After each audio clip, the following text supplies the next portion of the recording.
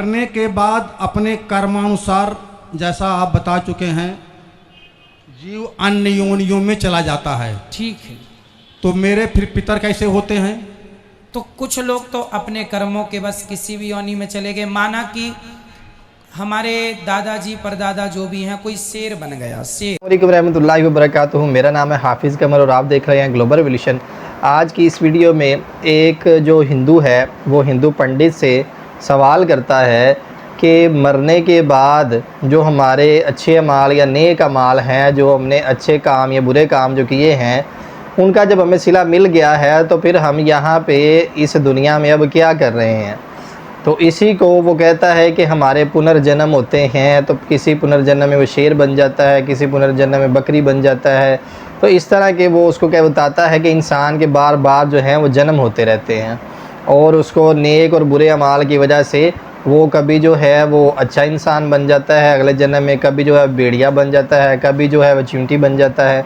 इस तरह की एग्जाम्पल दे के उसको बताता है कि इंसान का जो है उसके अमाल के दारोमदार पर जन्म होता है। जबकि कुरान और हदीस की रोशनी में डॉक्टर जाकिर नाइक का भी जवाब सुनेंगे कि डॉक्टर जाकिर नाइक जो है इस बारे में क्या कहते हैं। मज़ीद वक्त ज़ाया किए चलते हैं अपनी वीडियो की तरफ, लेकिन आप सब भाइयों से रिक्वेस्ट है कि वीडियो को आखिर तक ज़रूर देखिएगा। वीडियो बहुत ज़्यादा इंटरेस्टिंग है और मेरे चैनल पे अगर नए हैं तो सब्सक्राइब और लाइक करना ना भूलिएगा। चलें चलते हैं अपनी वीडियो की तरफ। मरने के बाद अपने कर्मानुसार, जैसा आप बता चुके हैं, जीव अन्य योनियों में चला जाता है। ठीक है। तो मेरे फिर पितर कैसे होते हैं? पितर ऐसे होते हैं कि जब हमारे पिता के पिता के पिता जो भी आज धरती पर नहीं हैं, वो जब यहाँ से मरकर जाते हैं तो सीधा पहले पितृलोक जाते हैं। वहाँ जाने के बाद, जैसे हमने बताया, 13 होने के बाद यमराज जी निर्णय लेते हैं कि अब आप पाप या पुण्य के अनुसार अब कहाँ जाएंगे, स्वर्ग जाएंगे, नरक जाएंगे या अन्य तमाम योनियों में जाएंगे। तो कुछ लोग तो अपने कर्मों के बस किसी भी योनि में चले गए। माना कि हमारे दादाजी परदादा जो भी हैं, कोई शेर बन गया, शेर, कर्मों के अनुसार।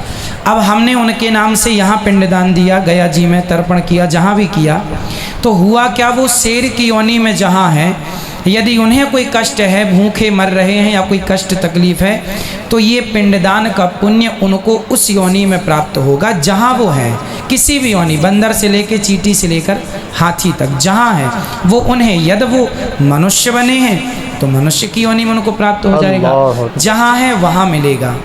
ठीक है। परंतु कुछ लोग ऐसे होते हैं, ट्रेन लेट होने से हमें स्टेशनों में एक वेटिंग रूम बनाया जाता है, वेटिंग हॉल बनाया जाता है, जहाँ ट्रेन लेट हो गई तो आप वेट कर सकते हैं। उसी प्रकार किसी व्यक्ति, हमारे पिता के पिता, किसी के पाप पुण्य का कोई निर्णय किसी कारण ना हो पाए तो वो पितृलोक में होते हैं और हम यहाँ से यदि उनके लिए कुछ करते हैं तो उनका उद्धार हो जाता है। जैसे कुछ दिनों के लिए ईश्वर ने ये विधान भी रखा है, नचिकेता को ये बात यमराज जी ने बताई है। नचिकेता के संवाद में ये सब कुछ स्पष्ट है कि हमारे जाने के बाद ये जरूरी नहीं है कि मरने के तुरंत बाद हमारा पुनर्जन्म हो जाएगा, कहीं भी जरूरी नहीं है। हो सकता है 2 साल तक ना हो सकता है 10 साल तक ना हो, और हो सकता है 100 साल तक हम वेटिंग रूम में इंतजार करें अपने नंबर का। तो उन दिनों यदि हमारे पुत्र कोई तर्पण पिंड दान करता है तो वो हमें प्लस होके, जैसे बच्चे को 33 नंबर में पास होना है, परंतु 31 नंबर आए हैं तो मास्टर जी अपनी तरफ से 2 नंबर दे देते हैं और ग्रेस लगा के पास कर देते हैं। जैसे कि पंडित का आपने देखा कि पंडित कहता है कि 84 लाख कीड़ियाँ होती हैं, हर एक को उसके अच्छे बुरे अमाल की वजह से कभी किसी कीड़ी में जो है उसका जन्म हो जाता है, कभी किसी कीड़ी में बंदर, चींटी, हाथी और इस तरह की वो मिसालें दे के बताता है। कभी किसी में जन्म हो जाता है, कभी किसी में। वो शेर जो है उसको मांस मिल जाता है, वो मांस खाने की वजह से वो उसके जो अच्छे अमाल किए होते हैं उसकी वजह से उसको मांस मिल जाता है। ये कैसी इंसान की, मैं तो सोच हैरान हो जाता हूँ कि जब अल्लाह ताला कुरान पाक में कहता है कि इंसान जो है उसके पोर पोर को वो जोड़ देगा। आप देख सकते हैं इंसानों की उंगलियां जो हैं वो कभी भी उसके फिंगरप्रिंट मैच नहीं करते, 10 की 10 उंगलियों के। और पूरी दुनिया में जितने भी इंसान हैं, क्या उसके लिए एक इंसान जो है वो दोबारा जन्म देना मुश्किल है? तो अल्लाह ताला ये कहता है कि जो एक इंसान एक दफ़ा मर गया वो दोबारा ज़िंदा क़यामत तक नहीं होगा। तो इसको अब डॉक्टर जाकिर नाइक कैसे बयान करते हैं उसको सुनते हैं। चलते हैं डॉक्टर जाकिर नाइक के जवाब की तरफ। थोड़ा सा अध्ययन किया है मैंने, कुरान में सारी बातें अच्छी पाई हैं, किंतु एक बात मेरी समझ में अभी तक नहीं आई है। ये हिंदूवादी वो कहते हैं कि जन्म होता है, और कुरान में एक बात आती है कि मुर्दे जिंदे किए जाएंगे। ये दो बात मेरी समझ में अभी तक नहीं आई है। हिंदू तकवा कहता है, उन्होंने देखा कि जन्मवाद के जन्म होता है, मैंने डिस्कवरी चैनल में भी ये चीज़ें देखी हैं। और दूसरा कि आखिर में कुरान में कि मुर्दे जिंदे किए जाएंगे। मैंने इस बात को बहुत से पूछा है, किंतु मेरे का इस बात का क्लियरिफिकेशन कोई भी मज़हब, एक तो जन्मवादी, दूसरा जो जन्म नहीं मानता यानी मुर्दों को जिंदा करता है, समझा नहीं पाया। मैं आपसे प्रार्थना करता हूँ कि इस बात को कुरान के माध्यम से और आपके माध्यम से मैं समझने के लिए आपसे गुजारिश कर रहा हूँ। धन्यवाद।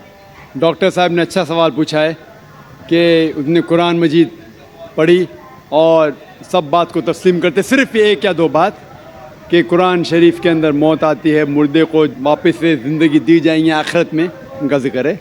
और हिंदू लोग ये मानते हैं कि पुनर्जन्म में, और वो डिस्कवरी चैनल पे देखे कि पुनर्जन्म होता है। पुनर्जन्म अगर आप देखेंगे सबसे ऊंची किताब हिंदू मजहब में वेद। अगर आप पढ़ेंगे पुनर की मानी क्या, पुनर संस्कृत में मतलब नेक्स्ट, अगेन, वापस से, और एक पुनर के मानी नेक्स्ट। तो पुनर्जन्म मतलब नेक्स्ट जिंदगी, नेक्स्ट और एक जिंदगी।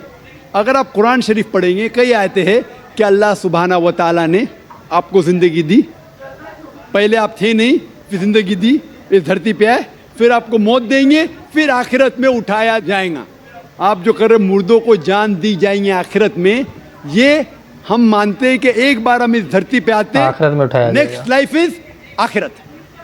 उसी तरीके से वेद में भी जिक्र है अबाउट पुनर्जन्म, नेक्स्ट लाइफ, सेम हूबहू जिस तरीके से कुरान में लिखा हुआ है। लेकिन आम हिंदू मजहब के जो गुरु है, स्वामी हैं, इन लोग जब ये जानने लगे, एक उनको कठिनाई पेश आई, वो देखने लगे कि कई इंसान जब पैदा होते हैं with congenital defects,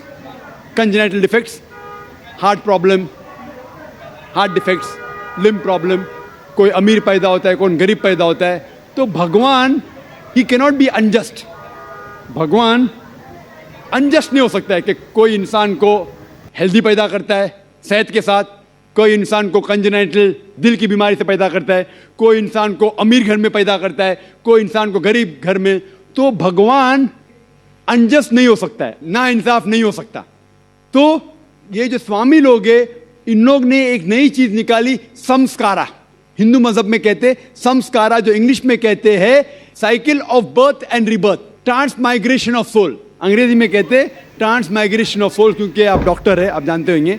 transmigration of soul Angrezi में कहते, संस्कृत में कहते संस्कारा, birth death, birth death, birth death. कहीं भी वेद में नहीं लिखा हुआ है कि birth death, birth death, birth death, कहीं भी वेद में नहीं लिखा है। चैलेंज है मेरा, ये इन लोग को मिलता है भगवत गीता के श्लोक से। भगवत गीता का श्लोक चैप्टर नंबर 2 में, वर्स नंबर 22 में, उसमें लिखा हुआ है कि जब कोई शख्स अपने कपड़े निकालता है तो वो नए कपड़े पहन लेता है। उसी तरीके से रूह एक नई जिस्म में जाती है। और ये भद्यांकर उपनिषद में भी इसका जिक्र है, आप पढ़ेंगे कि when a caterpillar climbs up the grass of blade, he jumps to a new grass. Same way the soul takes a new body. जिस तरीके से कैटरपिलर घास के ऊपर चढ़ता है और दूसरे घास पे जाता है, उसी तरीके से रूह एक नई बॉडी के अंदर जाता है। तो इस श्लोक के बुनियाद पर इन लोग ने एक फिलॉसफी पैदा की, संस्कारा, कि इंसान जो कर्म के बेस के ऊपर, कर्म और धर्म की फिलॉसफी, कर्म मतलब अच्छे कर्म करोगे धर्म के हिसाब से तो अगले जन्म में आप अच्छे पैदा होंगे। अगर आपके कर्म बुरे होंगे तो अगले जन्म में आप हो सकता है कि लूला पैदा होंगे या लंगड़ा पैदा होंगे। और जो कहते हैं कि आप इंसान 7 बार बनेंगे। ये कौन कहता है? वेद नहीं कहती, ये स्वामी जी लोग कहते हैं। कोई वेद में कहीं लिखा नहीं है, क्योंकि उनको ये नहीं कह सकते थे कि इंसान क्यों गरीब पैदा होता है, क्यों अपाहिज पैदा होता है। साइंस में भी नहीं उनकी साबित। सोच कम थी, इसीलिए नई फिलॉसफी लेके आए, ट्रांसमाइग्रेशन ऑफ सोल। आप तो डॉक्टर है, मैं भी डॉक्टर हूँ। आपने कहीं मेडिकल साइंस बुक में पढ़ा हुआ है कि इंसान इस दुनिया में जन्म लेता है? कभी नहीं। क्या फिजियोलॉजी में पढ़ा, क्या एनाटॉमी में पढ़ा? अगर ये साइंटिफिक फैक्ट होता था तो हम मेडिकल कॉलेज में पढ़ते थे कि इंसान नए जन्म लेता है। हम कभी भी नहीं पढ़े। इससे ये साबित होता है कि साइंस इसको तस्लीम ही नहीं करती। जो आप कह रहे डिस्कवरी चैनल में देखा, जो आप कह रहे हैं, अगर ये हक होता था तो हमारे साइंटिफिक बुक में भी ये लिखा होता। तो ये कहना कि साइंटिफिक प्रूफ है कि हम जन्म लेते हैं, बिल्कुल गलत है। इस्लाम जो इसका जवाब देता है वो है कि इस्लाम तस्लीम करता है कि अल्लाह सुब्हाना व तआला कुछ लोग को अपाहिज पैदा करता है, कुछ लोग को अच्छी सेहत देता है, कुछ को गरीब, कुछ को अमीर।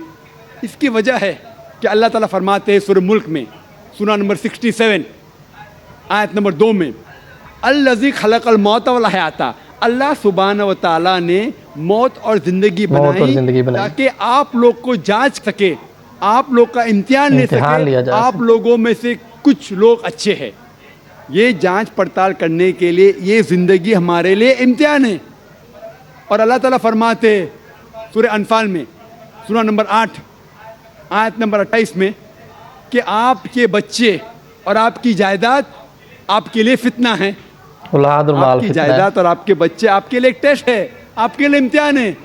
अल्लाह ताला कुछ लोग को गरीब घर में पैदा करता है, कुछ लोग को अमीर। जो लोग अमीर है उनके लिए इम्तिहान है। जैसा कि आप सब लोगों ने देखा कि डॉक्टर जाकिर नाइक ने भी हवाला दिया कि जो इंसान है उसको अल्लाह ताला ने सिर्फ एक ही दफ़ा दुनिया में भेजा, उसके बाद जो अगली उसकी ज़िंदगी है मौत के बाद की, वो आखिरत की ज़िंदगी है। उसके बाद उसको कभी मौत नहीं आएगी। और ये साइंटिफिकली भी ये प्रूव नहीं है कि कोई भी इंसान जो है वो दूसरा जन्म लेता हो, दूसरी दफ़ा उसके जिस्म में जान डाली गई हो। और इसी तरह जो इनकी वेद जो किताब है, सबसे ऊंची जो किताब है, उसमें भी इस चीज़ का जिक्र नहीं है कि पुनर्जन्म जो है, यानी कि मौत और फिर ज़िंदगी, मौत और फिर ज़िंदगी, इस तरह का कोई भी कॉन्सेप्ट जो है वो हिंदू मजहबी किताबों में भी पढ़ने को नहीं मिलता। तो आप लोगों से रिक्वेस्ट है कि इस वीडियो को ज़्यादा से ज़्यादा शेयर करें ताकि लोग जो हैं वो इससे रहनुमाई हासिल कर सकें। भाई को दुआओं में याद रखिएगा। मिलते हैं अगली वीडियो में, अपना ख्याल रखिएगा। अल्लाह हाफिज़।